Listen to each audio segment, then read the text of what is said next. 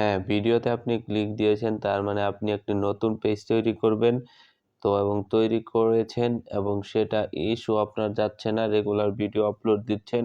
আপনার পেজের যে ইস্যুটা রয়েছে সেটা আপনার যাচ্ছে না। তো আজকে ভিডিওটি যদি সম্পূর্ণ দেখেন তাহলে কিভাবে আপনার ইস্যুটি দূর করবেন সেটি আজকে দেখাবো।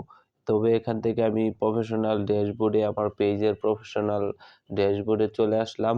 তারপর এখান থেকে ইনস্টিমেট এই অপশনে যদি যাই, এখানে দেখেন আমার যে ৫ টা ক্রাইটেরিয়া রয়েছে এর মধ্যে আপনার মেইন যে ক্রাইটেরিয়াটা হলো এখানে রয়েছে ফেসবুক মনিটাইজেশন পলিসি।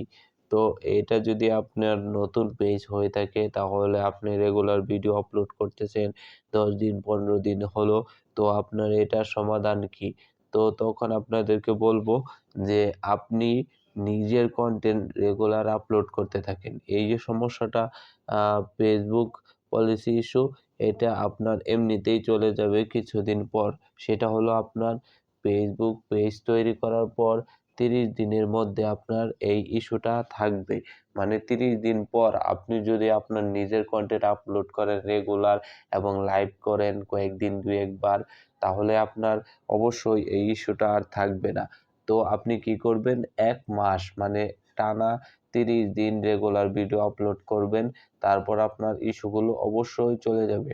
তো এখানে যেহেতু আমি আজকে নতুন পেজটা মাত্রই তৈরি করে দেখালাম, তো এজন্য আমার এগুলো সবটিতে আমার ক্রস চিহ্ন রয়েছে।